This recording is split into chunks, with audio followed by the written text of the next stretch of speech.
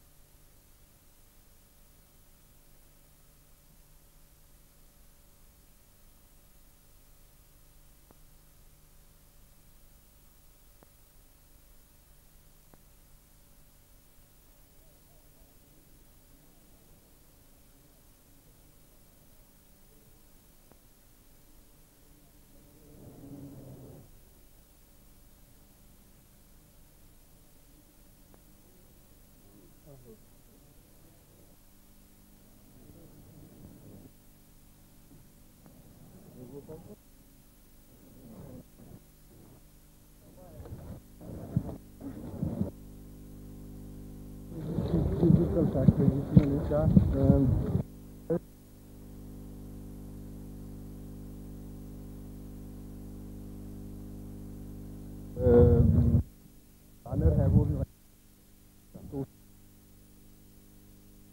اور تین جگہ ایسی ہیں جہاں آپ سے رات ہم یہ رویہ تھا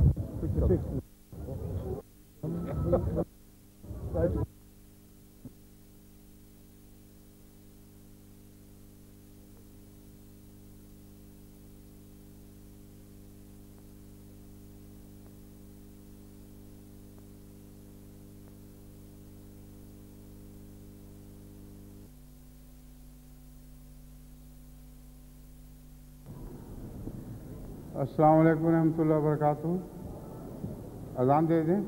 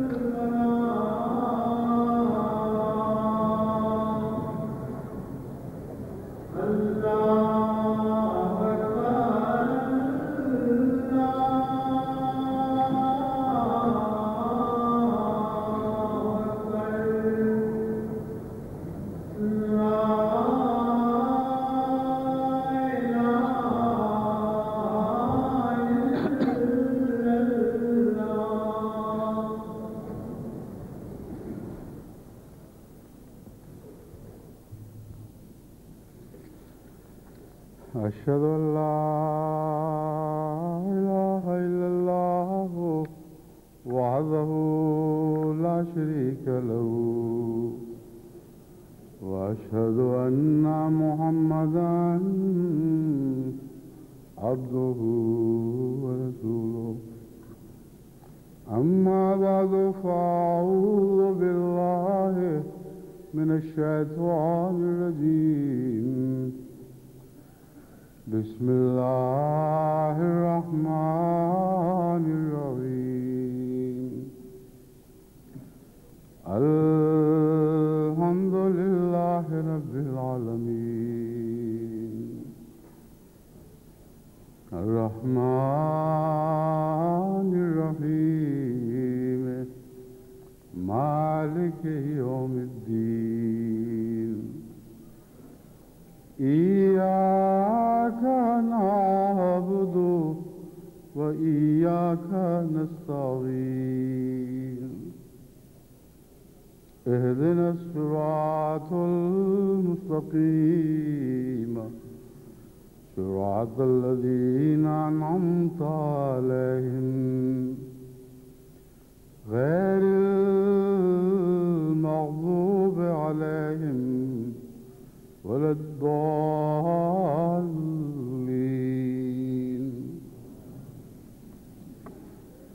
إن الله اشترى من المؤمنين أنفسهم وأموالهم بأن لهم الجنة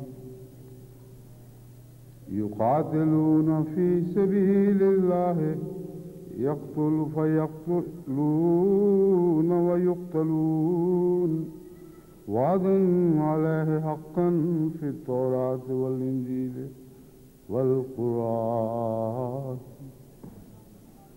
ومن أوفى بعهده من الله فاستبشروا ببيعكم الذي بايعتم به وذلك هو الفوز العظيم. سورہ توبہ آیت 111.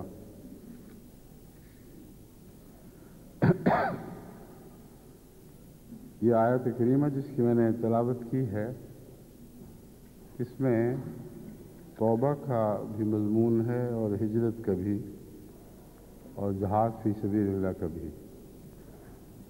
ان تین پہلوؤں سے اس کا اطلاق آج دنیا کی ان تمام جماعتوں پہ خصوصیت سے ہو رہا ہے جو اللہ کی خاطر ہجرت اختیار کرنے کے بعد پھر اللہ ہی کی خاطر ایک دوسری ہجرت بھی کر رہی ہیں اور اس دور میں ہیں. یہ وہ مضمون ہے جس کا تعلق بدنی ہجرت سے نہیں بلکہ روحانی ہجرت سے ہے، اور اس سلسلے میں حضرت اقدس مسیح موعود علیہ الصلوۃ والسلام نے اس آیت کریمہ کو جسے میں نے آپ کے سامنے پیش کیا آیت توبہ بھی سمجھا ہے اور آیت ہجرت بھی، اور اس کی ایک ایسی تشریح فرمائی ہے کہ اس کی کوئی نظیر کہیں آپ کو اسلامی لٹریچر میں نہیں ملے گی، مگر یہ تمام تشریح قرآن اور حدیث پر مبنی ہے، اس سے باہر نہیں. بس آج جماعت جرمنی کے حالات کے پیش نظر میں نے حضرت مسیح موعود علیہ الصلوۃ والسلام کے اسی اقتباس کو چنا ہے. جیسا کہ میں نے بیان کیا، یہ نصیحت اس آیت کریمہ پر مبنی اور ان احادیث کے مضامین پر مبنی ہے جن کا تعلق ہجرت سے ہے. حضرت صلی اللہ علیہ وآلہ وسلم نے ہجرت کا جو مضمون بیان فرمایا ہے اس پر میں تفصیلی روشنی پہلے ڈال چکا ہوں، اور وہ حدیث جس کا ہجرت سے تعلق ہے اس کا خلاصہ یہ ہے کہ ہر شخص جب ہجرت کرتا ہے تو اس کی ایک ہجرت بدنی ہوتی ہے اور ایک نیت اور روح کی ہجرت ہوتی ہے. جو بدنی ہجرت ہے وہ خواہ کوئی بھی رخ اختیار کرے، اللہ کے ہاں وہی ہجرت مقبول ہوتی ہے اور وہی ہجرت کا رخ معین ہوتا ہے جو نیت کا رخ ہو اور جس طرف نیت نے ہجرت کی ہو۔ اس تعلق میں آن حضرت صلی اللہ علیہ وآلہ وسلم نے اور بھی نصائح فرمائیں۔ آن حضرت صلی اللہ علیہ وآلہ وسلم فرماتے ہیں، اور یہ مسلم کتاب البر والصلہ سے حدیث لی گئی ہے، حضرت ابو ہریرہ روایت کرتے ہیں کہ آن حضرت صلی اللہ علیہ وآلہ وسلم نے فرمایا، اللہ تعالیٰ تمہارے جسموں کو نہیں دیکھتا اور نہ تمہاری صورتوں کو کہ خوبصورت ہو یا بد ہو، بلکہ وہ تمہارے دلوں کو دیکھتا ہے کہ ان میں کتنا خلوص اور حسن نیت ہے۔ بس ہر وہ عمل جو مومن سے صادر ہوتا ہے اس کا مرکزی نقطہ اس کا دل اور اس کی نیت ہے، اور اللہ تعالیٰ بدلوں اور جسمانی حسن یا بدزیبی سے قطع نظر دل کے اس حسن پر نظر ڈالتا ہے جس کا نیت سے تعلق ہے۔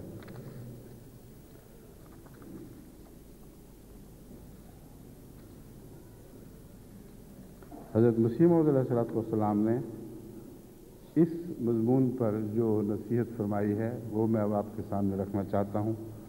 میرے تمام خطبے کا مضمون اور اس افتتاحی خطاب کا مضمون جو جرمنی کے اس سالانہ اجتماع کے موقع پر میں دے رہا ہوں، اور یہاں خطبہ اور اجتماع دونوں اکٹھے ہو گئے ہیں، اسی اقتباس سے ہے جو مسیح موعود علیہ السلام کا اقتباس میں آپ کے سامنے رکھوں گا۔ میری ذہن میں پہلے بھی اسی قسم کا مضمون تھا، لیکن جب تک حضرت مسیح موعود علیہ السلام کا یہ اقتباس سامنے نہ آیا اس کے تمام پہلو جسم ذہن پر روشن نہیں ہو سکے تھے۔ اب جب اس اقتباس کا جو میں آپ کے سامنے رکھوں گا گہری نظر سے مطالعہ کیا تو میں حیران و ششدر رہ گیا کہ ہجرت اور توبہ کے مضمون پر کبھی اسلامی لٹریچر میں اس سے زیادہ مفصل سیر حاصل اور گہری گفتگو نہیں فرمائی گئی یا قلم نہیں اٹھایا گیا جیسے حضرت مسیح موعود علیہ السلام نے یہ قلم اٹھایا ہے۔ وہ آیت جس کی میں نے تلاوت کی تھی اس کا بنیادی تعلق بیعت سے ہے۔ اللہ تعالیٰ فرماتا ہے، ان اللہ اشتری من المؤمنین انفسهم واموالهم بان لهم الجنہ۔ اللہ تعالیٰ نے مومنوں سے ان کی جانیں بھی خرید لی ہیں، واموالهم اور ان کے اموال بھی خرید لیے ہیں، اور یہ سودا اس بات پر ہے کہ ان کو جنت عطا کی جائے گی۔ اب یہ جانوں اور اموال کا سودا کیا چیز ہے؟ حضرت مسیح موعود علیہ السلام اسے حقیقی توبہ قرار دیتے ہیں۔ فرماتے ہیں توبہ کا اصل مفہوم وہی ہے جو اس آیت میں بیان فرمایا گیا ہے۔ توبہ کے نتیجے میں جو سچی توبہ ہو، انسان اپنا سب کچھ خدا کے حضور پیش کر دیتا ہے اور اس کے بدلے اپنی جان بخشواتا ہے۔ جو اس کے اعمال گزشتہ میں سرزد ہوئے، جو کچھ وہ کاروائیاں کرتا رہا، جب توبہ کرتا ہے اور خدا سے عہد بیعت کرتا ہے تو گویا اپنا سب کچھ خدا کے حضور پیش کر کے اپنی جان کی بخشش چاہتا ہے۔ اور یہ وہ مضمون ہے جو اس دنیا میں تو ممکن ہے مگر مرنے کے بعد پھر یہ ممکن نہیں ہوگا، کیونکہ قرآن کریم فرماتا ہے کہ مرنے کے بعد وہ لوگ جو پکڑے جائیں گے وہ چاہیں گے کہ اپنا سب کچھ خدا کے حضور پیش کر دیں، یہاں تک کہ مائیں اپنی بیٹیاں اپنی اولاد بھی پیش کریں گی، لیکن کچھ بھی مقبول نہیں ہوگا کیونکہ وہ وقت گزر چکا ہے۔ بس وہ وقت جو مرنے کے بعد آنا ہے، جب ہم سے ہماری ملکیت واپس لے لی جائے گی یا خدا اپنی ملکیت ہم سے واپس لے لے گا، اس وقت کوئی توبہ نہیں ہے۔ زمین و آسمان تمام کائنات کا سب کچھ بھی دے کر ہم اپنی جانوں کو چھڑا نہیں سکیں گے۔ آج اس دنیا میں اس زندگی میں یہ وقت ہے کہ ہم ایسا کریں، اور اس کے متعلق خدا تعالیٰ کا قطعی وعدہ ہے۔ فرماتا ہے تم یہ کرو اور تمہاری توبہ قبول کرنا اور تمہیں بخشنا میرا ذمہ ہے۔ یہ قطعیت کے ساتھ وعدہ اس آیت میں دیا گیا ہے۔ اس سے متعلق حضرت مسیح موعود علیہ السلام فرماتے ہیں، बैत में जानना चाहिए कि क्या फ़ायदा है और क्यों इसकी ज़रूरत है। जब तक किसी शय का फ़ायदा और कीमत मालूम ना हो तो उसकी कदर आंखों के अंदर नहीं समाती। फरमाया तुम बैत तो करते हो, और कुरान करीम की आयत करीमा इसी बैत की तरफ बुला रही है जो हकीकी और असली और आखिरी बैत है। लेकिन अगर तुम्हें उसकी कदर व कीमत मालूम ना हो तो तुम्हारी ये बैत तुम्हें फ़ायदा नहीं देगी और इस बैत की तुम हिफाजत नहीं कर सकते। फरमाते हैं जिस चीज़ की कदर व कीमत मालूम हो इंसान उसी निस्बत से उसकी हिफाजत करता है। बस बैत की कदर व कीमत मालूम होनी चाहिए। फरमाते हैं आओ मैं तुम्हें बताता हूँ कि वो क्या है। फरमाते हैं जैसे घर में इंसान के कई किस्म के माल व असबाब होते हैं, मसलन रुपया, पैसा, कौड़ी, लकड़ी वगैरह, तो जिस किस्म की जो शय है उसी दर्जे की उसकी हिफाजत की जाएगी। एक कौड़ी की हिफाजत के लिए वो सामान न करेगा जो पैसा और रुपया के लिए उसे करना पड़ता है, और लकड़ी वगैरह तो यूं ही एक कोने में डाल देगा। अला हाज़िल क़ियास जिसके तलफ होने से उसका ज़्यादा नुकसान है उसकी ज़्यादा हिफाजत करेगा। बस तुम मालूम करो कि तुम्हारी जितनी भी कीमती अशिया हैं जो सबसे ज़्यादा तुम्हें अजीज़ हैं, उनमें सबसे बेश कीमत, सबसे बाला कीमत वो क्या चीज़ है? फरमाया वो अहद बैत ही है। बस अगर तुम्हें मालूम हो कि इसकी कदर व कीमत क्या है तो तुम इसकी सबसे ज़्यादा हिफाजत करोगे, और कदर व कीमत के ना मालूम होने के नतीजे में इंसान अपने अहद बैत की सबसे कम हिफाजत करता है। और बसा औक़ात इंसानों की अक्सरियत ऐसी है जो बैत करने के बावजूद उसकी हिफाजत पर निगाह ही नहीं रखते, और बुनियादी मरकज़ी वजह जो इंसानी फितरत में बेगोया मुर्तसिम है, लिखी हुई है, वो उसकी कदर व कीमत का ना जानना या उसकी कदर व कीमत के एहसास की कमी है। हज़रत मसीह मौऊद अलैहिस्सलाम फरमाते हैं इसी तरह बैत में अज़ीमुश्शान बात तौबा है जिसके माने रजू के हैं। तो ये उस हालत का नाम है कि इंसान अपने मासी से जिनसे उसके ताल्लुकात बढ़े हुए हैं और उसने अपना वतन उन्हें मुकर्रर कर लिया हुआ है, गोया के गुनाह में उसने बूदोबाश मुकर्रर कर ली हुई है।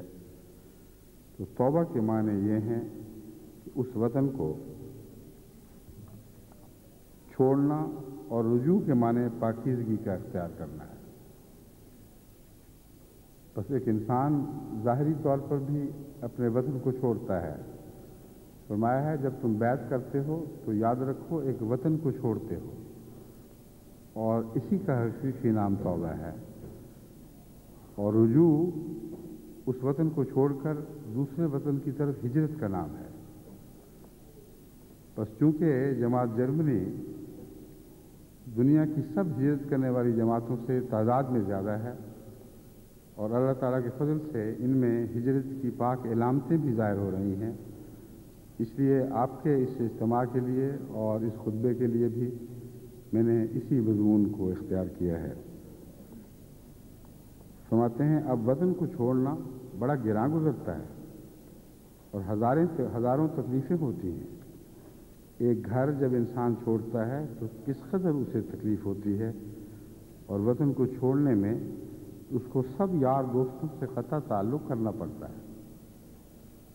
अब देखें आप में से कितने ही हैं जिनके अजीज़ प्यारे रिश्तेदार साल हा साल से उनसे जुदा हैं, बालों की माएँ वफ़ात पा गई उनकी जुदाई में, बालों के बाप फौत हो गए। तो हिजरत का जो ज़ाहिरी मज़मून है उसको आपसे ज़्यादा और कौन बेहतर जानता है। बहुत बड़ी बड़ी तकलीफ़ें, जज्बाती तकलीफ़ें ऐसी कि बाद ख़ानदान मुझे मिलते हैं तो बताते हैं कि 8 साल हो गए हैं न माँ बाप का मुंह देख सके न बीवी बच्चों का, और ये कहते कहते उनकी आंखें भर्रा जाती हैं। बहुत लंबा तकलीफ़ का ज़माना है जो उन्होंने देखा है। तो हज़रत मसीह मौऊद अलैहिस्सलाम اس ظاہری ہجرت کے حوالے سے آپ کو روحانی ہجرت کے راز سکھا رہے ہیں۔ ایک گھر جب انسان چھوڑتا ہے تو کس قدر اسے تکلیف ہوتی ہے، وطن کو چھوڑنے میں تو اس کو سب یار دوستوں سے تعلق قطع کرنا پڑتا ہے، اور سب چیزوں کو مثل چرپائی، فرش، ہمسائے، وہ گلیاں کوچے، بازار سب چھوڑ چھاڑ کر ایک نئے ملک میں جانا پڑتا ہے۔ یہ کتنی تفصیل سے آپ نے ہجرت کے مضمون پر روشنی ڈالی ہے، گلیاں کوچے چرپائیاں تک بیان فرما دی۔ اور ہمارے واقعہ یہ ہے کہ وہ جن کو ہجرت کا درجہ ہے وہ جانتے ہیں کہ گھر کی چرپائیاں کا کیسی بوسیدہ ہی کیوں نہ ہو، وہ گلیاں اور بازار کا کیسے غریبانہ کیوں نہ ہو، جن میں ان کا بچپن کھیلتے ہوئے گزرا، وہ پیاری رہتی ہیں اور ہمیشہ پیاری رہتی ہیں، کبھی بھول نہیں سکتے۔ یہ وہ تعلقات ہیں جن کا ذکر حضرت مسیح موعود علیہ الصلوۃ والسلام فرماتے ہوئے پھر آپ کا رخ روحانی ہجرت کی طرف موڑیں گے، یعنی اس سابقہ وطن میں کچھ کبھی نہیں آتا۔ فرمایا یہ وہ مضمون ہے، پھر جب اس کو چھوڑتا ہے تو اس سابقہ وطن میں پھر کبھی نہیں آتا۔ یہ وہ جو دوسرا پہلو ہے یہ صرف روحانی پہلو ہے۔ دنیا کے وطن میں تو یہ امید لگی رہتی ہے کہ ہم انسان کبھی کسی دن ملکی قوانین اجازت دیں گے یا اقتصادی حالات اجازت دیں گے تو پھر اپنے وطن میں جائیں گے، ان گلیوں میں گھوم پھر کے دیکھیں گے، ان گھروں میں جائیں گے جہاں ہم رہا کرتے تھے۔ لیکن روحانی ہجرت کا اور اس میں ایک فرق ہے۔ روحانی ہجرت اور دنیاوی ہجرت کا فرق زندگی اور موت کا فرق ہے۔ موت کے وقت جو ہجرت ہوتی ہے اس سے واپسی نہیں ہوا کرتی۔ بس حضرت مسیح موعود علیہ الصلوۃ والسلام یہ سمجھا رہے ہیں کہ جب تو روحانی ہجرت کرتے ہو تو وہ موت ہی کی طرح ہے، اور اس ہجرت سے پھر کبھی واپسی ممکن نہیں ہے۔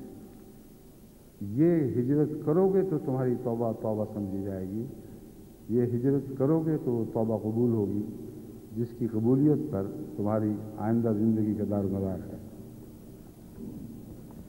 فرماتے ہیں جو توبہ کرتا ہے اسے بڑا حرج اٹھانا پڑتا ہے، اور سچی توبہ کے وقت بڑے بڑے حرج اس کے سامنے آتے ہیں، اور اللہ تعالیٰ رحیم و کریم ہے، وہ جب تک اس کل کا نعم البدل عطا نہ فرما دے نہیں مارتا۔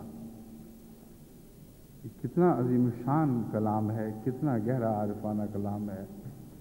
فرماتے ہیں تم نے تو خدا کی خاطر سب کچھ چھوڑ دیا، لیکن یاد رکھو ہجرت کے ساتھ ایک وسعت کا بھی وعدہ ہے، اور وہ وسعت ہم نے دنیا کی ہجرتوں میں دیکھی ہے، ہم جانتے ہیں، آپ سب جانتے ہیں کہ جب خدا کی خاطر کچھ چھوڑ کر وطن سے نکلے تو اللہ نے اس سے بہت بہتر، اس سے زیادہ دیا۔ بس اللہ تعالیٰ حضرت مسیح موعود علیہ الصلوۃ والسلام فرماتے ہیں وہ توبہ جس کا میں ذکر کر رہا ہوں، مسیح موعود علیہ السلام، جو اس زندگی میں تم کرتے ہو اور اپنے گناہوں کے وطن کو چھوڑ کر خدا کی طرف ہجرت کر جاتے ہو، یہ سچی توبہ تب ہوگی جب دوبارہ پھر اس پرانے وطن کی طرف جانے کا خیال تک دل میں نہیں لاؤ گے۔ گویا ایک موت ہے، اور جب تم یہ موت اختیار کر لو گے اور اس وطن کا خیال دل سے نکال دو گے جسے چھوڑ کر خدا کی خاطر تم ایک نئی روحانی دنیا میں آئے ہو، تو خدا تمہیں نہیں مارے گا جب تک ہر تکلیف کی جزا نہ دے دے گا۔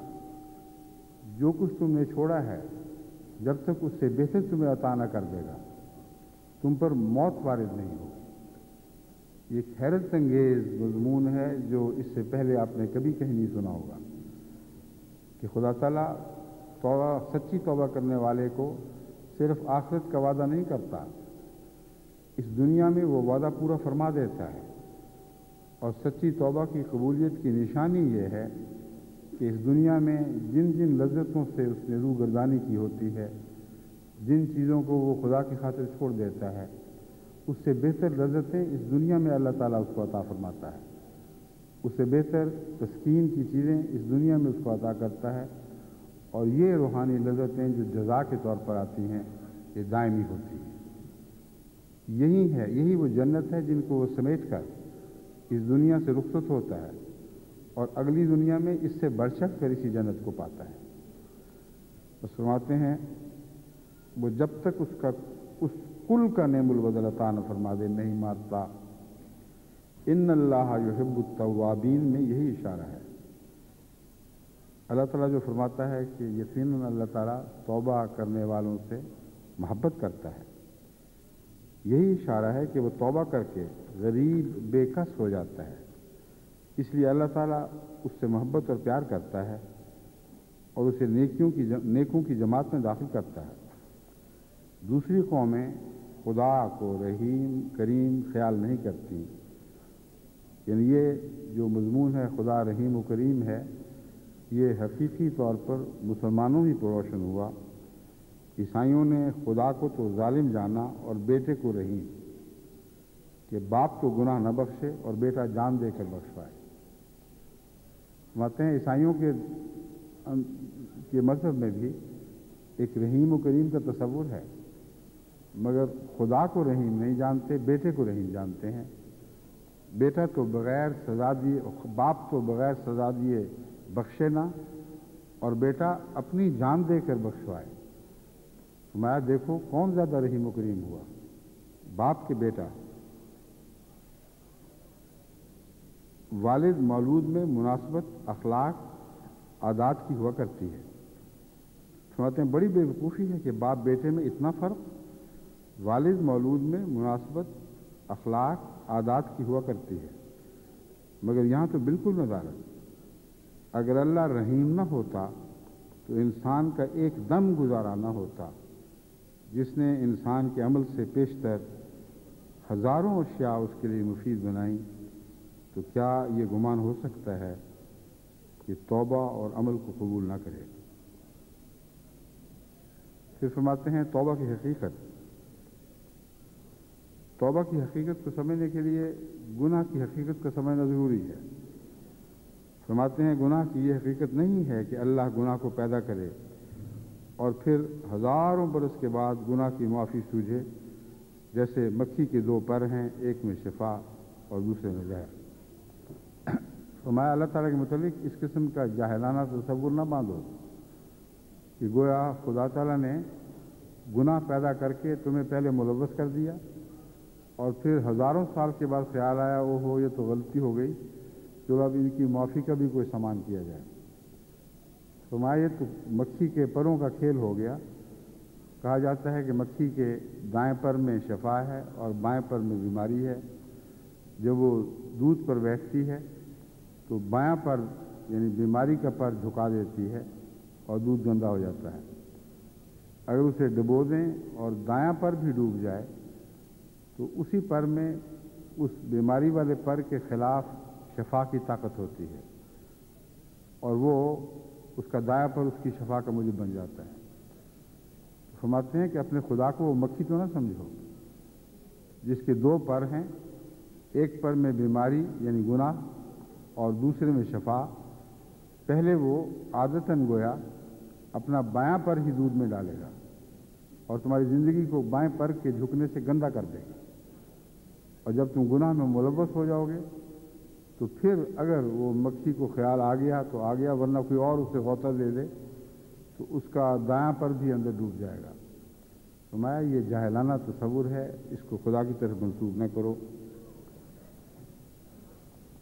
फरमाते हैं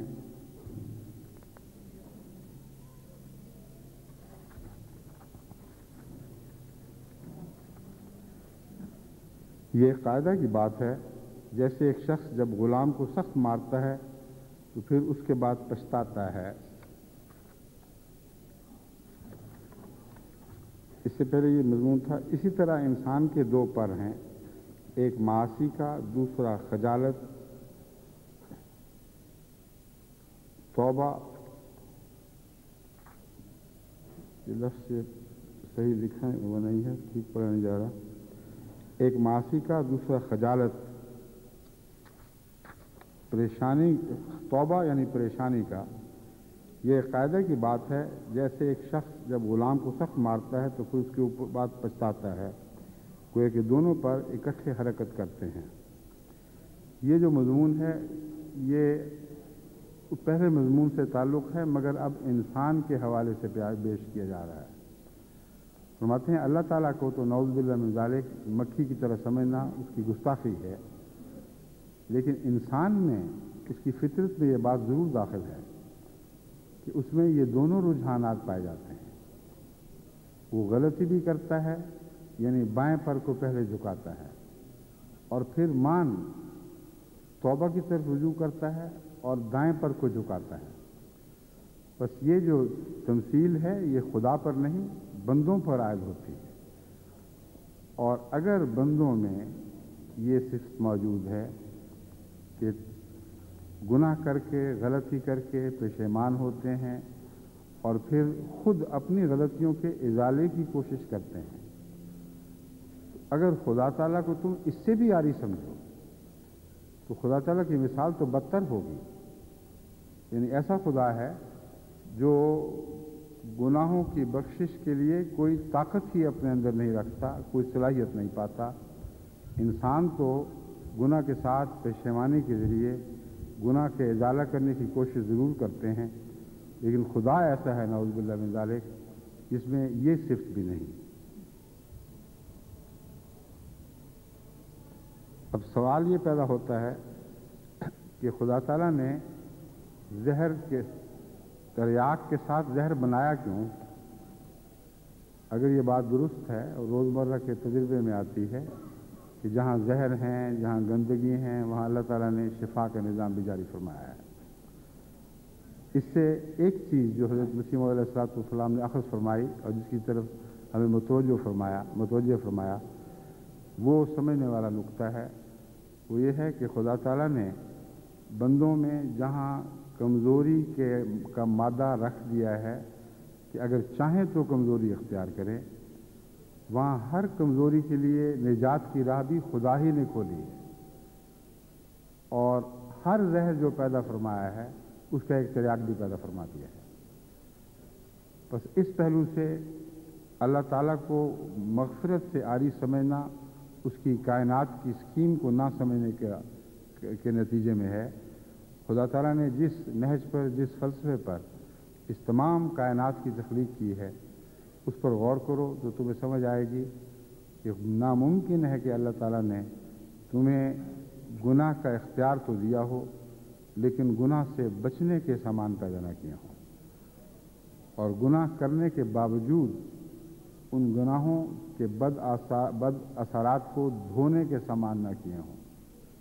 ये वो मज़मून है जो चल रहा है, ठहर ठहर कर आपको समझाना पड़ता है, क्योंकि बहुत से यहाँ ऐसे हैं जिनको दीनी अमूर का ज़्यादा इल्म नहीं, और ज़हनी और तालीमी लिहाज से भी हम में से बहुत से ऐसे हैं जो बार बार बात समझाने के मोहताज हैं। और हज़रत मसीह मौऊद अलैहिस्सलाम की तहरीरात क्योंकि बहुत ही गहरी और आरिफाना हैं, इसलिए आम तालीम याफ्ता आदमी को भी समझाने के लिए इन्हें ठहर ठहर कर दोहराना पड़ता है। फरमाते हैं सवाल ये है कि जहर क्यों बनाया? अल्लाह ताला ने आखिर जहर बनाया ही क्यों था अगर तरियाक बनाकर उसको शफा देनी थी? तो जवाब यह है कि गो ये जहर है मगर कुश्ता करने से हुक्म इक्सीर का रखता है। अब ये भी एक अजीम नुक्ता है और हैरत अंगेज़ है। इस लिहाज से मेरे लिए तो दोहरे मानों में हैरत अंगेज़ है, क्योंकि होम्योपैथिक का तो बुनियादी फ़लसफ़ा यही है कि हर जहर अगर कुश्ता कर दिया जाए, यानी उसका जहरीला मादा ख़त्म कर दिया जाए और खफीफ कर दिया जाए, तो उसी जहर में शिफा हो जाती है। तो फरमाया तुम अल्लाह ताला की कायनात के तख्लीक़ कायनात के फ़लसफ़े पर गौर करो तो तुम्हें मालूम होगा कि कोई जहर भी ऐसा नहीं जो अपनी ज़ात में शिफा का मादा न रखता हो, मगर उसमें शिफा का मादा तब पैदा होता है अगर उसको कुचल कर खाकिस्तर कर दिया जाए।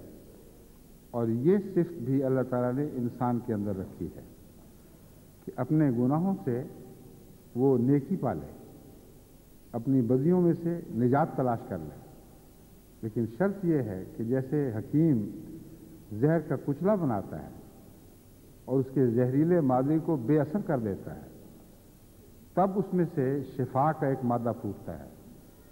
اسی طرح انسان کے اندر جو گناہ کے میلانات ہیں، یہ محض ہلاکت کے لیے نہیں، بلکہ انہی میلانات پر اگر انسان قابو پالے، ان کے خلاف ایک جہاد کرتا ہوا اٹھ کھڑا ہو، تو حیران ہو جائے گا کہ انہی گناہوں میں دراصل اس کی نجات پنہاں تھی، اس کی نجات چھپی ہوئی تھی۔ فرماتے ہیں اگر گناہ نہ ہوتا تو رعونت کا زہر انسان میں بڑھ جاتا اور وہ ہلاک ہو جاتا۔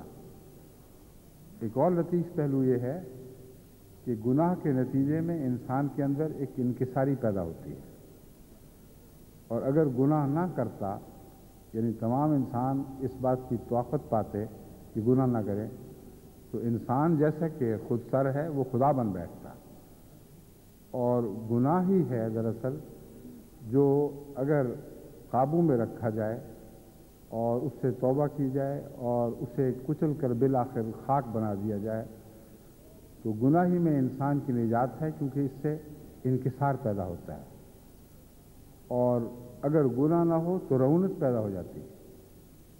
چنانچہ حضرت صلی اللہ علیہ وآلہ وسلم نے بھی اس مضمون کو بعض حکایات کی صورت میں پیش فرمایا ہے کہ وہ گناہ، وہ نیکی جو انسان کے علم میں محض نیکی ہی ہو اور اس کی اپنی کمزوریوں کی طرف اس کی نظر نہ ہو، وہی نیکی اس کو ہلاک کرنے کا موجب بن جاتی ہے، کیونکہ اس کے نتیجے میں وہ رعونت اختیار کرتا ہے اور سمجھتا ہے کہ میں پاک ہوں اور باقی سب بد ہیں، گویا کہ ایک قسم کی خدائی کا دعوے دار بن بیٹھتا ہے۔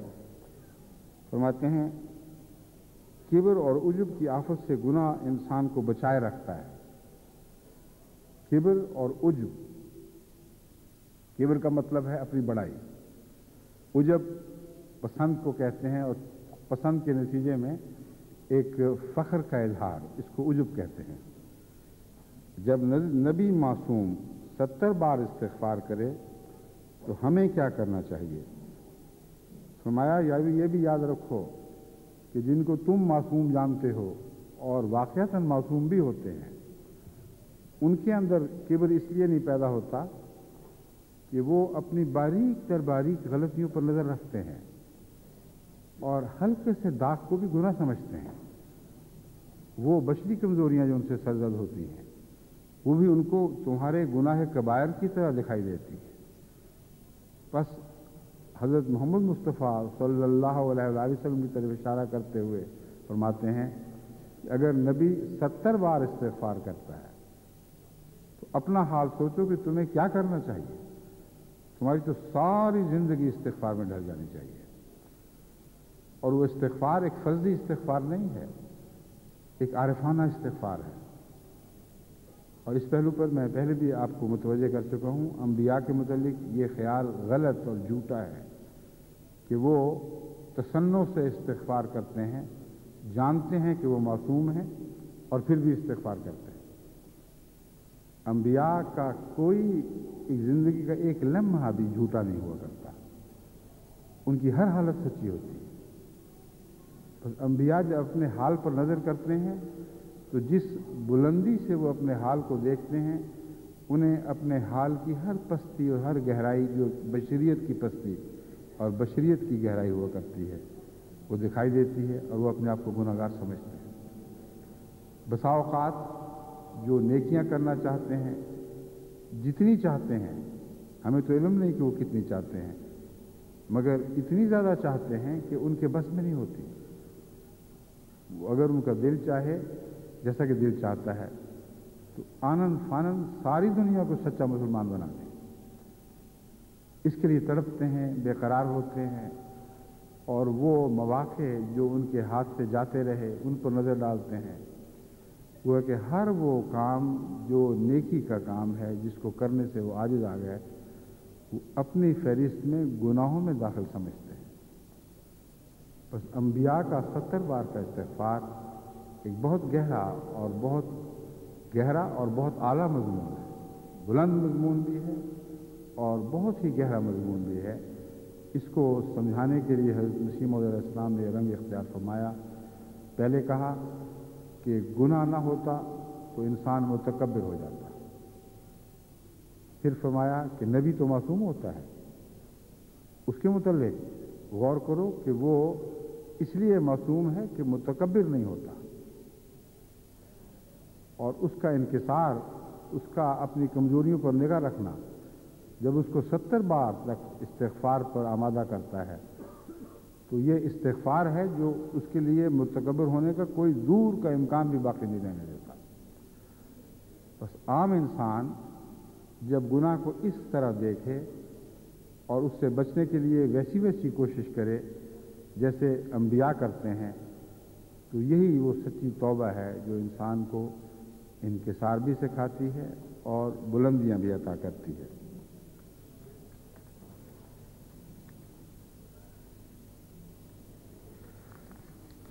حضرت مسیح موعود علیہ السلام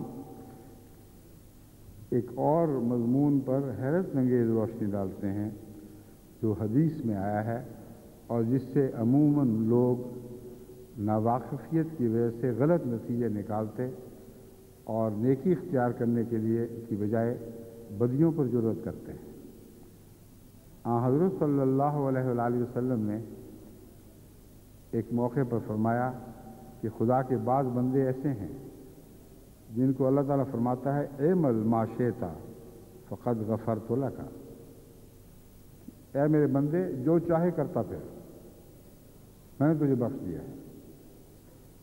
کئی ایسے علماء بھی جو اپنی دانش میں بڑے بڑے عالم ہوتے ہیں، اس حدیث سے یہ نتیجہ نکال لیتے ہیں کہ اللہ تعالیٰ اپنے بعض بندوں کو ہر گناہ کی چھٹی دے بیٹھتا ہے اور فرماتا ہے کہ اب تم آزاد ہو، میں نے تمہیں بخش دیا ہے، اب ساری زندگی گناہوں میں ملوث رہو، ڈوبے رہو، غرق ہو جاؤ، مجھے اس کی کوئی پرواہ نہیں اور تمہیں بھی کوئی پرواہ نہیں ہونی چاہیے کیونکہ میں تمہیں بخش چکا ہوں۔ یہ مضمون بالکل غلط اور جھوٹا ہے جو اس طرف منسوخ کیا جاتا ہے۔ حضرت مسیح علیہ السلام فرماتے ہیں کہ جب انسان بار بار رو رو کر اللہ سے بخشش چاہتا ہے تو آخر خدا کہہ دیتا ہے کہ ہم نے تجھ کو بخش دیا، اب تیرا جو جی چاہے سو کر۔ اس کے یہ معنی ہیں کہ اس کے دل کو بدل دیا اور اب گناہ اسے بے تبع برا معلوم ہوگا۔ فرمایا جب اللہ کہتا ہے کہ میں نے بخش دیا ہے تو اسے بخشتا ہے جسے بخشنے کی پہلے اسے اہلیت عطا کر دیتا ہے۔ بخشتا اس کو ہے جو گناہوں سے پاک ہو چکا ہو، جسے وہ خود گناہوں سے پاک کر دیتا ہے۔ اس لیے بخشش کا یہ مطلب نہیں کہ گناہوں میں ملوث رکھتے ہوئے کہتا ہے میں نے تمہیں بخش دیا ہے، پہلے اس کا دل گناہوں سے دھو دیتا ہے اور پھر فرماتا ہے کہ میں نے تجھے بخش دیا ہے، اب جو چاہے کر، یعنی سوائے اس کے اب تو کچھ نہیں کرے گا جو میری رضا ہوگی۔ اب میں نے تیرے دل کی کائے پلٹ دی ہے۔ یہ بخشش کا مضمون ہے جو ایک عارف باللہ کے سوا کسی دوسرے کے دل پر روشن نہیں ہو سکتا۔ حضرت مسیح موعود علیہ السلام کی صداقت کے نشان مانگنے والوں کو میں کہتا ہوں کہ اگر وہ اپنی آنکھوں سے تعصب کی پٹیاں اتار کر حضرت مسیح موعود علیہ السلام کا کلام پڑھیں تو بعض دفعہ ایک فقرے کا ایک حصہ ہی بلا شبہ حضرت مسیح موعود علیہ السلام کی صداقت کو روز روشن کی طرح ثابت کرنے کے لیے کافی ہو جاتا ہے۔ اب یہ مضمون جو ہے وہ کسی کے گناہ گار کے دل پر نہیں اتر سکتا، ناممکن۔ ایک ایسا شخص جو خدا سے دور ہو وہ حضور صلی اللہ علیہ وآلہ وسلم کی اس ارشاد کے یہ معنی پا لے، کوئی بہت ہی جاہل اور فطری طور پر پیدائشی اندھا ہوگا جو اس حضرت مسیح علیہ السلام کے اس کلام کو پڑھ کر یہ نتیجہ نکالے کہ اتنا عارفانہ مضمون ایک خدا اور نبی سے دور انسان کے دل کو روشن ہو گیا۔ فرماتے ہیں اب گناہ اسے بالطبع برا معلوم ہوگا، جیسے بھیڑ کو میلا کھاتے دیکھ کر کوئی دوسرا حرص نہیں کرتا کہ وہ بھی کھا لے۔ فرمایا بھیڑ جب گندگی پہ منہ مارتی ہے تو وہ شخص جس کے دل کو خدا تعالیٰ نے پاک کیا ہو، یعنی انسانی صفات حسنہ اس کو عطا کی گئی. کیا تم سوچ سکتے ہو کہ بھیڑ گند پر منہ مارے اور کسی انسان کا سخت دل چاہے کہ میں بھی کھاؤں اسی طرح؟ جو گند بھیڑ کھا رہی ہے میں بھی اسی پر منہ ماروں. مسلمانوں کو خنزیر کے گوشت سے بتبا کراہت ہے، حالانکہ اور دوسرے ہزاروں کام کرتے ہیں جو حرام اور منع ہیں. تو اس میں حکمت یہی ہے کہ ایک نمونہ کراہت کا رکھ دیا ہے اور سمجھا دیا ہے کہ اسی طرح انسان کو گناہ سے نفرت ہو جاوے. بس وہ شخص جسے خدا فرماتا ہے کہ میں نے تجھے بخش دیا، اب جو چاہے کرتا پھر، مراد یہ ہے کہ اب مجھے تجھ پر کامل یقین ہے، اب میں تیری ڈور بھی نہیں چھوڑتا ہوں. میں جانتا ہوں کہ جسے میں نے بخش دیا ہو وہ کبھی گناہ کی طرف کسی غفلت کی نظر سے بھی نہیں دیکھے گا، معمولی نگاہ سے بھی گناہ کو چاہت کی طرف اور چاہت اور پیار سے نہیں دیکھے گا، بلکہ جب دیکھے گا نفرت سے دیکھے گا، جب دیکھے گا کراہت کے ساتھ دیکھے گا. بس وہ کھلی چھٹی یہ ظاہر کر رہی ہے کہ خدا تعالیٰ کی طرف سے ان لوگوں پر جو بخش دیے گئے ہوں کامل اعتماد کا اظہار کیا جاتا ہے، اور مرتے دم تک وہ اس اعتماد کو ٹھیس نہیں لگاتے. اور یہی بقا کا مضمون ہے. اس دنیا میں رہتے ہوئے وہ عالم بقا میں چلے جاتے ہیں، اس دنیا میں رہتے ہوئے وہ جنت کی زندگی پا لیتے ہیں. جس طرح جنت میں گناہ کا کوئی تصور نہیں، جب یہ کیفیت انسان کو اس دنیا میں نصیب ہو جائے تو یقیناً اور بلا شبہ اس دنیا ہی میں جنت میں داخل ہو جاتا ہے. اور یہ حدیث اس مضمون کا ذکر فرما رہی ہے، اعمل ما شئت فقد غفرت لک، کہ اللہ فرماتا ہے میرے بندے میں تجھے بخش چکا ہوں، اب تو جو چاہے گا کرے، تو ہمیشہ میری رضا کی باتیں کرے گا، میرے پیار کو جیتنے والی باتیں کرے گا، اور گناہ کی طرف تیرا میلان اختیار کرنا ناممکن ہو چکا ہے. حضرت مسیح موعود علیہ السلام فرماتے ہیں کثرت گناہ کی وجہ سے دعا میں کوتاہی نہ ہو. فرماتے ہیں بعض دفعہ انسان اس خیال سے کہ میرے گناہ بہت بڑھ گئے ہیں دعا میں بھی کوتاہی کرتا ہے، سمجھتا ہے کہ اب کہاں بخشا جاؤں گا، اب تو معاملہ حد اختیار سے آگے نکل چکا ہے، اتنے گناہوں کو اب کون بخشے گا. تو فرمایا یہ بھی جرم ہے، کثرت گناہ کی وجہ سے دعا میں کوتاہی نہ ہو. گناہ کرنے والا اپنے گناہوں کی کثرت وغیرہ کا خیال کر کے دعا سے ہرگز باز نہ رہے. دعا تریاق ہے، آخر دعاؤں سے دیکھ لے گا کہ گناہ اسے کیسا برا لگنے لگا. اس گناہ سے بچنے کا طریق بھی دعائیں ہی ہیں جو فضل الہی کو کھینچتی ہیں، اور بخشش کا مضمون صرف خدا سے تعلق رکھتا ہے.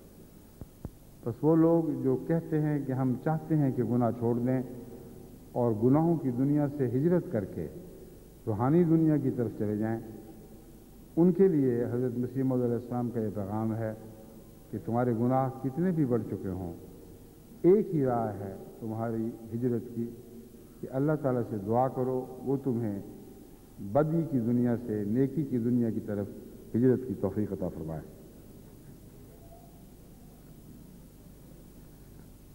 فرماتے ہیں جو لوگ معاصی میں ڈوب کر یعنی گناہوں میں غرق ہونے کے بعد دعا کی قبولیت سے مایوس رہتے ہیں اور توبہ کی طرف رجوع نہیں کرتے،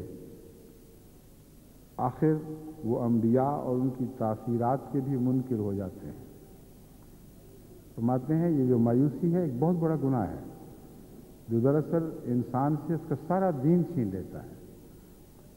وہ لوگ جو گناہوں میں پڑھ کر سمجھتے ہیں اب تو ہم ڈوب گئے، اب دعا بھی ہمیں نہیں بچا سکتی، بالآخر وہ انبیاء کے بھی منکر ہو جاتے ہیں اور ایمان کے ہر پہلو سے وہ منہ پھیر کر کفر کی طرف مائل ہو جاتے ہیں.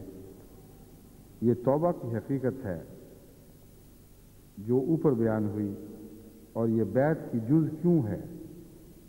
فرمایا بات یہ ہے کہ انسان غفلت میں پڑا ہوا ہے جب وہ بیعت کرتا ہے اور ایسے کے ہاتھ پر جسے اللہ تعالیٰ نے وہ تبدیلی بخشی ہو. تو جیسے درخت میں پیوند لگانے سے خاصیت بدل جاتی ہے، اسی طرح سے اس پیوند سے بھی اس میں وہ فیوز اور انوار آنے لگتے ہیں جو اس تبدیلی یافتہ انسان میں ہوتے ہیں۔ اب دیکھیں، بیت کا مضمون اپنی ذات میں خوب کھول کر یہ بیان کر کے کہ یہ بیت جس کا قرآن کریم میں ذکر ہے، جس میں اللہ تعالیٰ فرماتا ہے کہ انسان وہی ہے، وہی خدا کے ہاں مقبول ہوتا ہے جو اپنی جان بھی بیچ دے، اپنے مال بھی بیچ دے، اپنا سب کچھ خدا کے ہاتھ پر بیچ دے۔ اس بات کا اقرار پھر وہ بیت کے ذریعے کرتا ہے، اور بیت انسان کے ہاتھ پر کی جاتی ہے۔ اور یہ بیت جو ہے، اس کا بہت ہی باریک اور لطیف مضمون حضرت مسیح موعود علیہ السلام یہ بیان فرماتے ہیں کہ بیت کرنے جس کے ہاتھ پر تم بیت کرتے ہو، اس کی اپنی تاثیرات کا بھی تمہاری بیت سے ایک گہرا تعلق ہوتا ہے۔ حضرت صلی اللہ علیہ وآلہ وسلم کے ہاتھ پر بیت کرنا ایک اور بات تھی، اور باوجود اس کے کہ حضرت ابوبکر صدیق رضی اللہ تعالیٰ عنہ ہو آپ کے سچے برحق اور صدیق خلیفہ تھے، پھر بھی وہ بیعت جو حضرت محمد رسول اللہ کے ہاتھ پر کی گئی وہ اور بیعت تھی، اور جو حضرت ابوبکر صدیق رضی اللہ تعالیٰ عنہ کے ہاتھ پر کی گئی وہ اور بیعت تھی۔ بس خلافت کی بیعت کو جو حضرت رسول اللہ کی اپنی خلافت تھی وہ بیعت نہیں قرار دیا جس بیعت کو بیعت رضوان کہا جاتا ہے، جو حضرت محمد رسول اللہ کے ہاتھ پر کی جانے والی بیعت تھی۔ اور یہ فرق کیوں ہے جبکہ عہد بیعت ایک ہے؟ عہد بیعت دونوں جگہ برابر ہے، دونوں جگہ یہ عہد باندھا جا رہا ہے خدا سے کہ اے ہمارے آقا، ہم نے وہ سب جانیں جو تو نے ہمیں عطا فرمائیں اپنی اپنے عزیز و اقارب کی تیرے حضور پیش کر دیں، اب یہ ہماری نہیں رہیں۔ وہ تمام اموال، وہ تمام نعمتیں جو تو نے ہمیں عطا فرمائیں، اب ہم یہ تیرے حضور پیش کرتے ہیں تاکہ ہماری جان بخشی جائے۔ اس عہد بیعت میں کوئی فرق نہیں ہے، یہی وہ عہد بیعت ہے جو نبیوں کے ہاتھ پر لیا جاتا ہے، یہی وہ عہد بیعت ہے جو خلفاء کے ہاتھ پر لیا جاتا ہے، لیکن ایک فرق ہے۔ وہ فرق کیا ہے؟ حضرت مسیح موعود علیہ السلام فرماتے ہیں کہ جب وہ بیعت کرتا ہے اور ایسے کے ہاتھ پر جس سے اللہ تعالیٰ نے وہ تبدیلی بخشی ہو، تو جیسے درخت میں پیوند لگانے سے خاصیت بدل جاتی ہے، اسی طرح سے اس پیوند سے بھی اس میں وہ فیوز اور انوار آنے لگتے ہیں جو اس تبدیلی یافتہ انسان میں ہوتے ہیں، بشرطی کہ اس کے ساتھ سچا تعلق ہو، خشک شاخ کی طرح نہ ہو۔ اب ایک اور عظیم الشان مضمون ہے جو آپ نے ہم پر کھول دیا۔ اب آپ دیکھیں، درختوں کے ساتھ بھی تو پیوند کیا جاتا ہے، آموں کے ساتھ آموں کا پیوند کیا جاتا ہے، مگر اس پیوند میں مماثلت ضروری ہے اور طبیعت کا میلان ایک جیسا ہونا ضروری ہے، ورنہ پھلدار درختوں میں سے ہر درخت کا ہر دوسرے درخت سے پیوند ہو ہی نہیں سکتا۔ بعض پھلدار درختوں کا بعض پھلدار درختوں سے پیوند ہوتا ہے اور اکثر سے نہیں ہوتا۔ اس لیے پہلی بات جو سمجھنے کے لائق ہے وہ یہ ہے کہ جب تم بیعت کا ارادہ کرتے ہو تو خدا تعالیٰ نے ایک انسان کو تمہاری بیعت لینے کا ذریعہ بنایا ہے، اس سے تمہاری فطرت کو پیوند ہونا چاہیے۔ وہ اگر فطرت کا پیوند ہوگا تو پھر اس شخص سے جس کے ہاتھ پر بیعت کرتے ہو تمہاری طرف فیوز جاری ہوں گے، اور جتنا خالص پیوند ہوگا اتنا ہی تمہارا وجود اس شخص کے رنگ اختیار کر لے گا جس کے ہاتھ پر تم بیعت کرتے ہو۔ اور اس بیعت میں خشکی نہیں ہونی چاہیے، کیونکہ خشک لکڑی کا پیوند ایک سرسبز درخت سے ہو نہیں سکتا، یا ایک سرسبز درخت کی خشک شاخ سے اگر کوئی تر و تازہ شاخ بھی باندھ دی جائے تو وہ پیوند نہیں ہو سکے گا۔ تو دونوں طرف زندگی کی علامتیں ہونی ضروری ہیں۔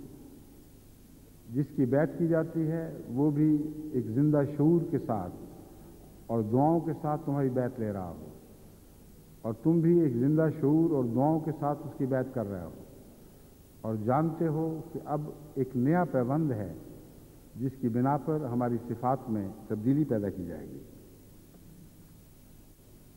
فرماتے ہیں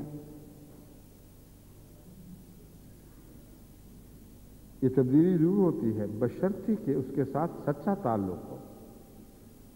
یعنی بیعت میں صرف ایک خشک رسمی الفاظ کا دہرانا نہیں ہے. اگر خشک لفظی الفاظ دہرا کر تم بیعت کرو گے تو ایسا ہی ہوگا جیسے خشک شاخ کو ایک سرسبز شاخ سے باندھ دیا گیا ہو. تو ہزاروں سال بھی بندھی رہے تو سرسبز شاخوں کی تر و تازگی تو حاصل نہیں کر سکے گی. بس ذاتی خلوص کا تعلق حضرت مسیح موعود علیہ السلام فرماتے ہیں بیعت کے لیے انتہائی ضروری ہے. جس قدر یہ نسبت ہوگی اسی قدر فائدہ ہوگا. اب دیکھیں یہ مضمون کتنا وسیع ہو گیا ہے اور کتنی اس میں عظمت آ گئی ہے. ایک چھوٹی سی بات جو عام انسان کے لیے مسئلہ بنی رہتی ہے اور بعض دفعہ عمر بھر کی دانشوری بھی اسے اس بات کا حل نہیں دے سکتی.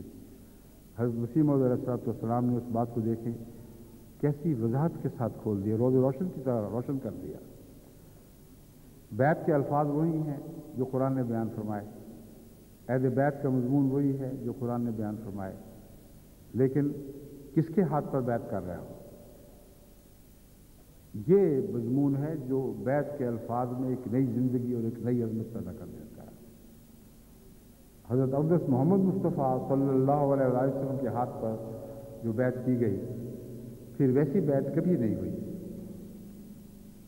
ہاں اس دور میں جب حضرت مسیح موعود علیہ السلام کے ہاتھ پر بیعت کی گئی تو چونکہ آپ نے اپنی ذات کو کامل طور پر حضرت محمد رسول اللہ کی ذات میں کھو دیا تھا اور اپنا کچھ بھی باقی نہیں رکھا تھا, اس لیے آپ کی بیعت اگر محمد رسول اللہ کے ہاتھ پر بیعت قرار دی جا سکتی ہے تو یہی وہ بیعت ہے جس کو اس دور میں پھر دہرایا گیا ہے, مگر ذاتی طور پر نہیں. حضرت صلی اللہ علیہ وسلم کے عشق کامل کے لحاظ سے اپنے سارے وجود کو کھو دینے کے نتیجے میں حضرت مسیح موعود علیہ السلام کو یہ فیض عطا کیا گیا. آگے جتنی بھی بیعتیں ہیں ہوئی ہیں یا ہوں گی ان میں عہد بیعت وہی رہے گا, مگر درجہ بدرجہ اس کا تعلق اس کی ذات سے ضرور رہے گا جس نے بیعت لی ہے. اگر خدا کے حضور اس کا ایک خلوص اور تقوی کا مقام مسلم ہے تو ہر بیعت کرنے والے کے اندر اسی قدر خلوص اور تقوی سرایت کرے گا, اور بیعت لینے والے کی ذمہ داری ہے کہ وہ اپنے حال کو درست کرتا رہے اور درست رکھے جہاں تک اس کا بس چلے, جہاں تک زور لگ سکتا ہے, دعاؤں کے ذریعے اور مسلسل کوشش کے ذریعے اپنا حال بہتر بناتا رہے, کیونکہ اس کے ساتھ بہت سی زندگیوں کا انحصار ہے. بہت سے اور وجود ہیں جنہوں نے اس سے مل کر زندہ ہونا ہے.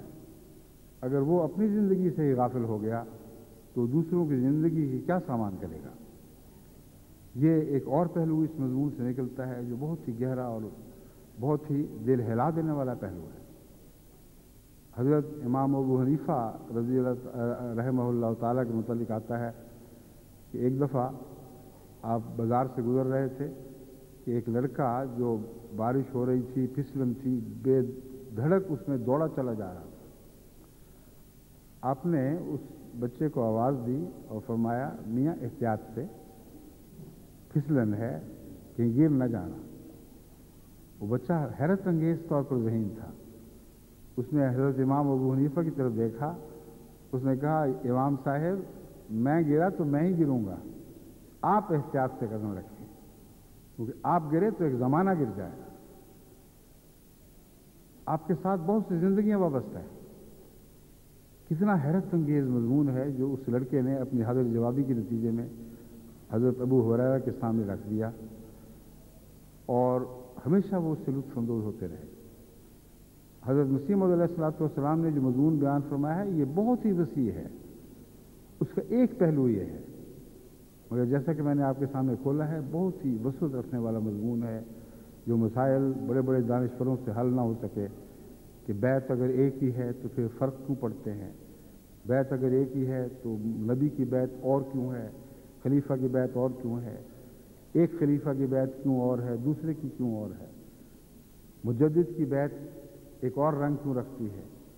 یہ سارے مسائل حضرت مسیح موعود علیہ الصلوۃ والسلام نے اس مختصر تحریر میں کھول دیے، اور ایک اور مضمون ہم پر یہ روشن کر دیا کہ تم اگر بیت سے استفادہ نہیں کرتے تو لازم نہیں کہ قصور اس کا ہے جس کے ہاتھ پہ تم نے بیت کی ہے، کیونکہ اگر تم نے اپنا پیبند صحیح نہ باندھا، اگر سچائی اور خلوص کے ساتھ بیت نہ کی، اور اگر تم اس عہد بیت پر کامل خلوص اور وفا سے قائم نہ رہے، اور جس کی بیت کر رہے ہیں اس سے پیار اور محبت کا سچا گہرا تعلق نہ رکھا، تو پھر وہ بیت تمہیں فائدہ نہ دے گی، بلکہ پیبند ہونے کے باوجود وہ صفات تمہیں سرایت نہیں کریں گی۔ جہاں تک درجہ بدرجہ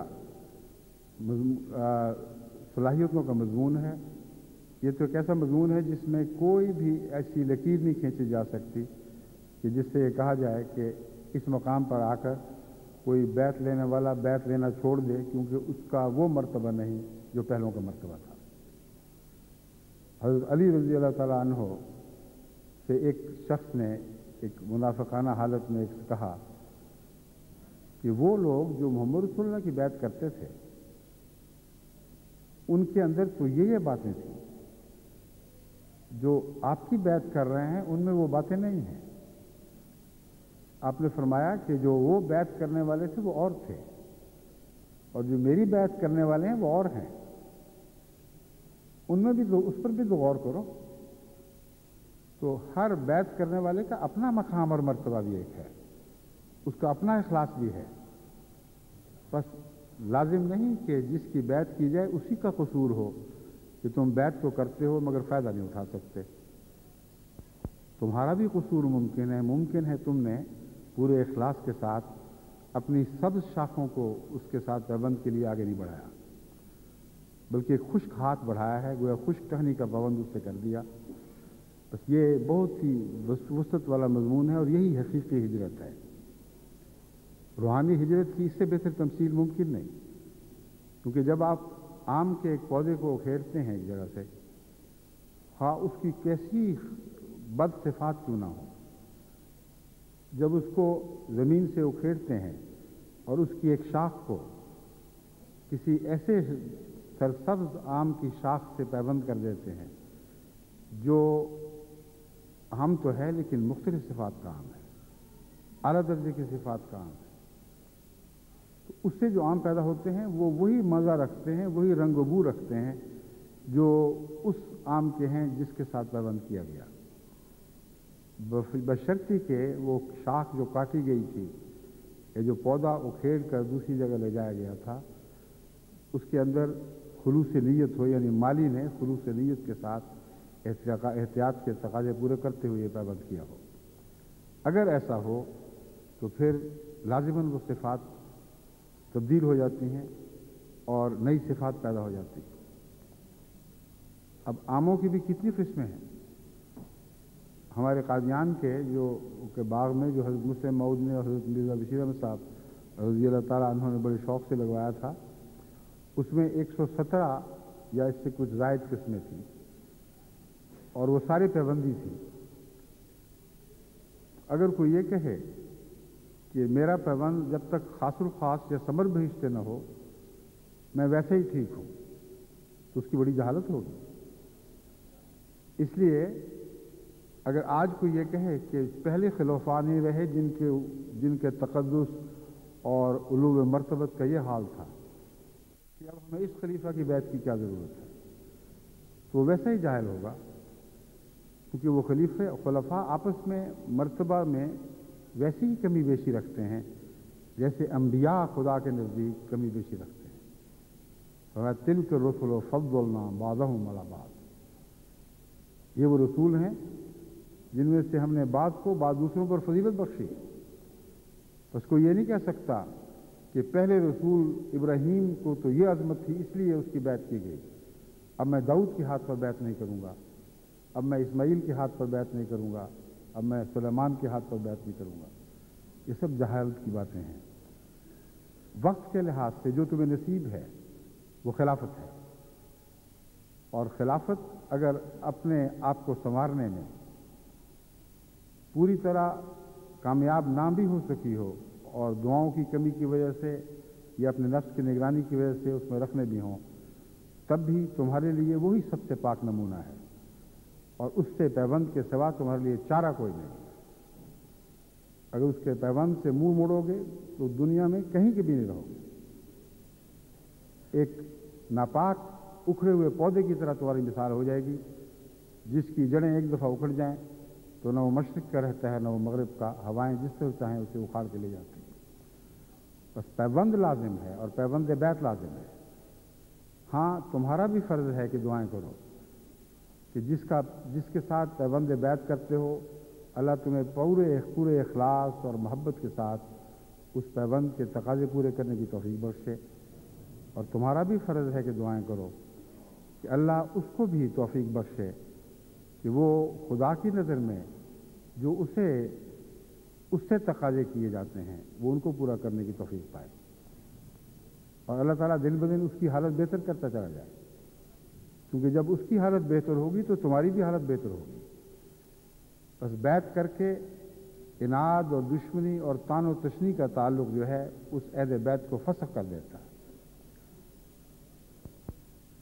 बैत के बाद तुम्हारा भी फ़र्ज़ है और उस शख्स का भी फ़र्ज़ जिसकी तुम बैत करते हो, जो मुसलसल दुआओं के ज़रिए ये तौफ़ीक़ मांगता रहे कि अल्लाह ताला सच्ची तौबा की और तौफ़ीक़ अता करे, ऐसी मग़फ़िरत की तौफ़ीक़ अता फरमाए जिसका दूसरा नाम हिजरत है, जिसके बाद गुनाहों की अदना ज़िंदगी की तरफ लौटने का ध्यान तक दिल में कभी ना आए।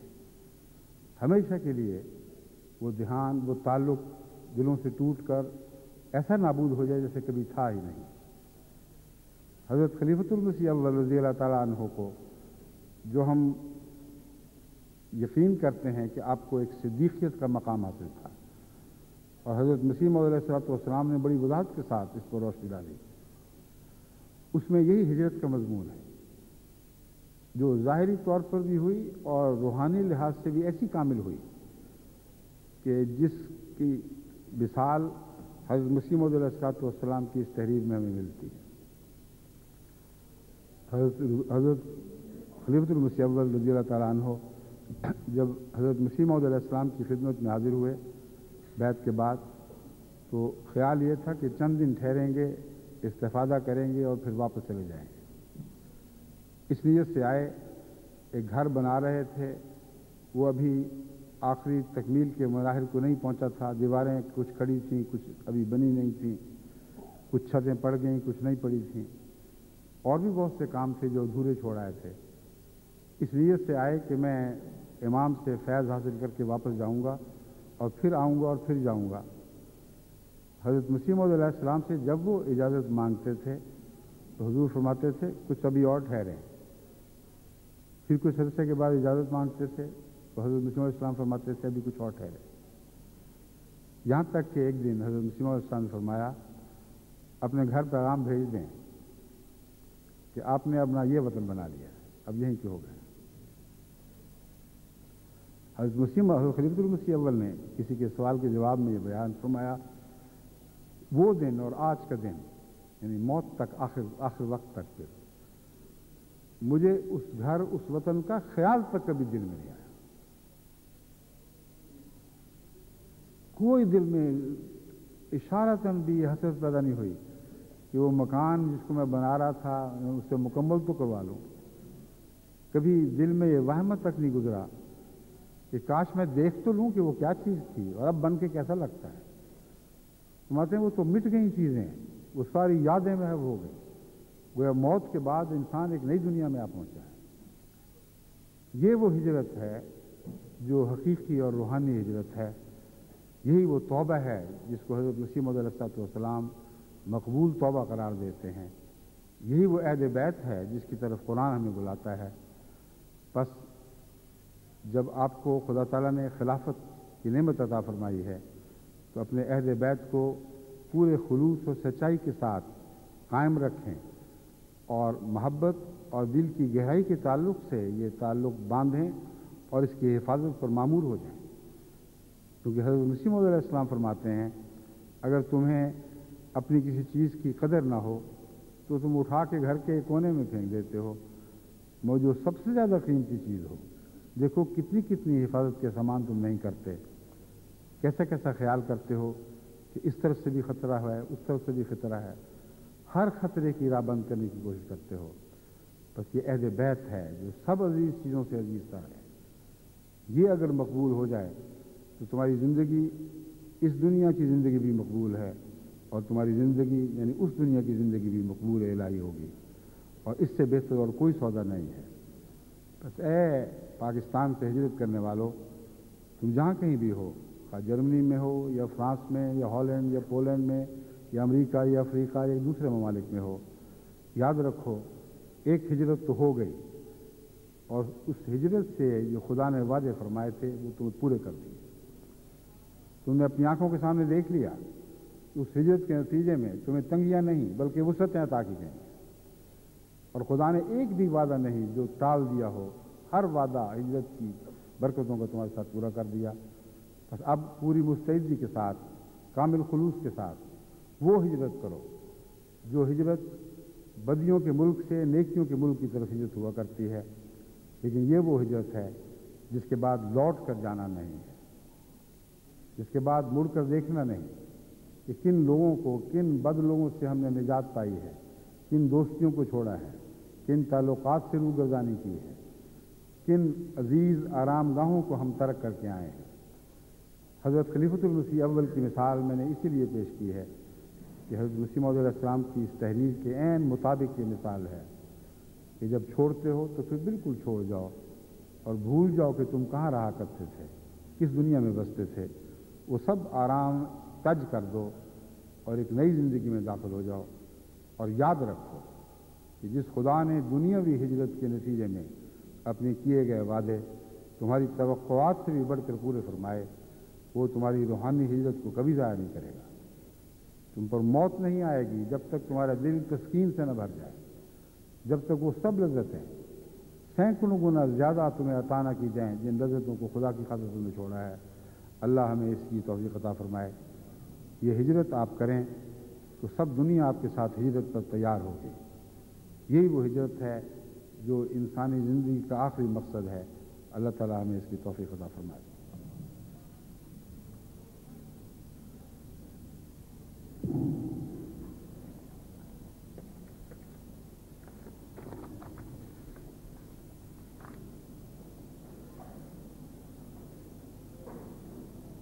ایک اعلان ہے, ایک بچہ جس نے سرخ نکھر اور بشرٹ پہنی ہوئی ہے, اپنا نام عزیز محمود بتاتا ہے. والد کا نام عبدالعزیز اور والدہ کا نام غزالہ. کمیونیکیشن کے دفتر میں یہ بچہ موجود ہے. جن صاحب کا ہے وہ فوری طور پر کمیونیکیشن کے دفتر سے رابطہ کریں اور اپنے بچے کو سنبھال لیں. الحمدللہ نحمدہ ونستعینہ ونستغفرہ ونؤمن بہ ونتوکل علیہ ونعوذ باللہ من شرور انفسنا ومن سیئات اعمالنا من یهده اللہ فلا مضل له ومن یضللہ فلا ہادی له ونشهد أن لا إله إلا الله وحده لا شريك له ونشهد أن محمدا عبده ورسوله. عباد الله رحمكم الله إن الله يأمر بالعدل والإحسان وإيتاء ذي القربى وينهى عن الفحشاء والمنكر والبغي يعظكم لعلكم تذكرون. اذكروا الله يذكركم وادعوه يستجب لكم